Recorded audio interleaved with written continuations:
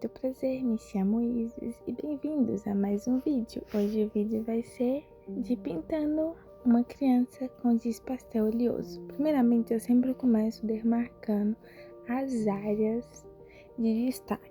Então, eu começo reforçando um pouco a minha linha com o lápis da sua preferência. Aqui eu tô usando um lápis de uma cor... Como que chama essa cor? Eu gravando aqui, esqueci. De uma cor vermelha para se destacar de acordo que eu vou passando o giz pastel. E eu gosto de falar que eu sempre começo pelos olhos, então eu vou demarcar a área dos olhos, como que ela é mais delicada e o giz pastel é um pouco bruto, né? Eu faço isso com uma caneta preta de ponta fina ou um marcador, né? Que no caso seria uma canetinha ou um lápis, ok? E depois eu venho dando pequenos toques com o giz pastel preto para dar aquele efeito, né? Aquela textura. Então lembre-se, comece pelo ponto que você mais gosta. Para mim o olho é a alma da pintura, então eu sempre gosto de começar destacando pelo olho, porque eu penso assim, eu já começo acertando, sabe? Aí minha cabeça entra nesse trilho, entra no trilho positivo. E assim vai indo ao decorrer do processo. Nesse olho aqui, como que é uma pele de menino, eu acredito que ele é um asiático, né? Essa criancinha. Ele tem um tom meio amarronzado, puxado pro amarelado. Ele me lembra muito uma criança tailandesa ou até mesmo uma criança indiana. Que é esse tom mais amarronzado, mais puxado para um vermelho com um pouco de amarelo, ok? A referência que eu usei, o tom é um pouco diferente do tom que eu tô usando, porque eu misturei um pouco de cor para dar um efeito mais artístico, mais texturizado, que é isso que o giz pastel oferece. E algumas áreas onde eu precisava de um pigmento um pouco mais fluido, um pouco mais diluído, eu passei um pouquinho de cotonete, esparramei, ou com o dedo, para dar um efeito um pouco mais fluido, sabe? Para mesclar bem as cores. E sempre uma dica que eu te dou, para mesclar a cor, primeiro você começa com tom escuro, depois vai por tom claro, ok? Porque assim vai mesclar mais. Aí como vocês estão vendo a referência, o tom dele é um pouco mais amarronzado, puxado pro vermelho. Não tem tantos elementos assim de amarelo cru, né? Nesse caso, nessa referência, eu modifiquei um pouco a tonalidade para ficar mais fácil para mim e me adaptando e seguindo o fluxo. Eu fui pegando os tons que eu tinha disponível e fui tentando ainda mostrar a tonalidade da criança, mas de uma forma que eu conseguia mudar um pouco através da paleta de cores que eu tinha disponível, né?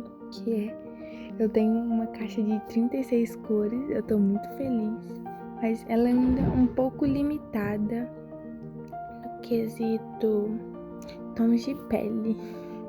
Então, olha como que eu estou mostrando. Primeiro eu tô passando um marrom escuro, depois um marrom meio avermelhado e depois eu tô pegando um bege claro pra eu mesclar essa cor, pra ela não ficar essa demarcação do giz pastel, ficar um pouquinho mais misturada, mais mista, né?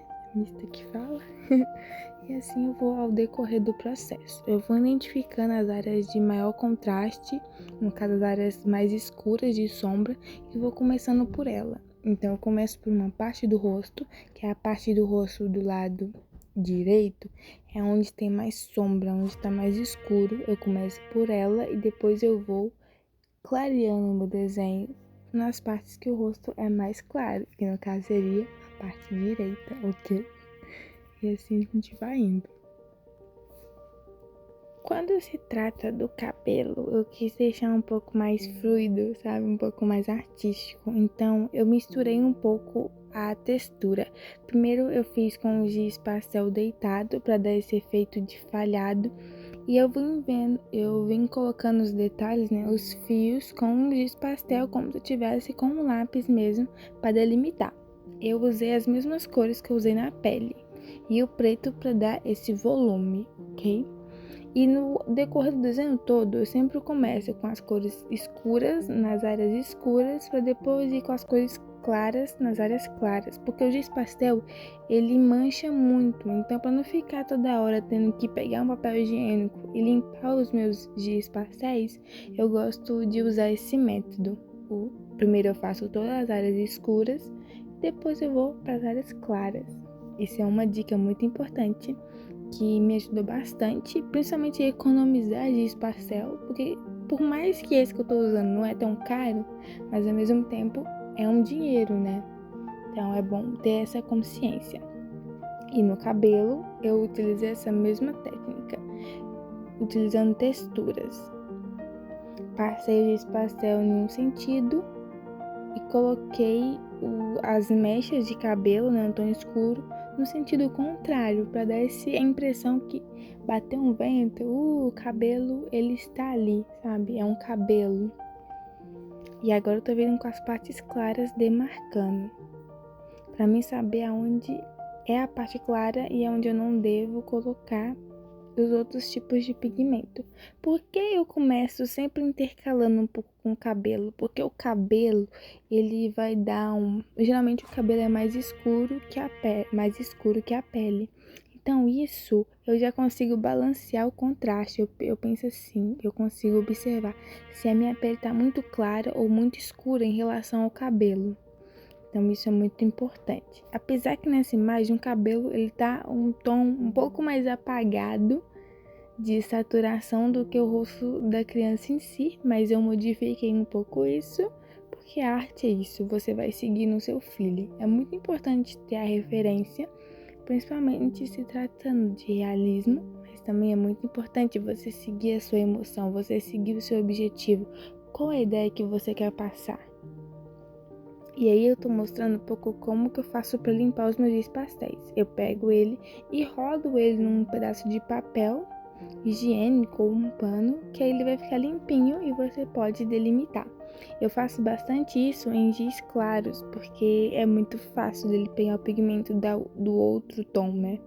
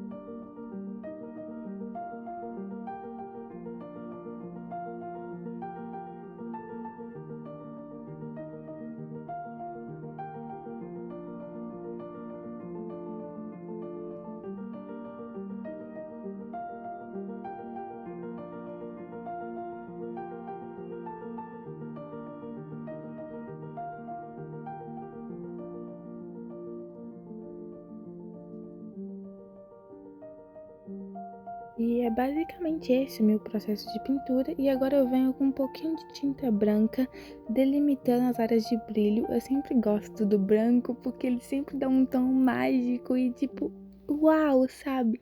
Ele mostra aquela imagem, ele dá aquela imponência, ele ressalta todas as cores. Então eu acho muito importante esses pontos de brilho branco.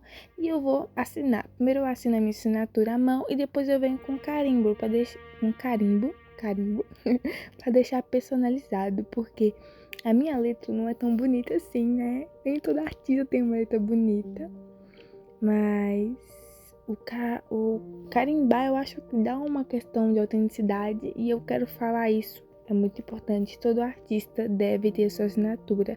Qualquer obra que você faça, coloque a sua assinatura, coloque a data, para mostrar que foi você que fez, porque vai que um dia seus antepassados desenterram a sua pintura.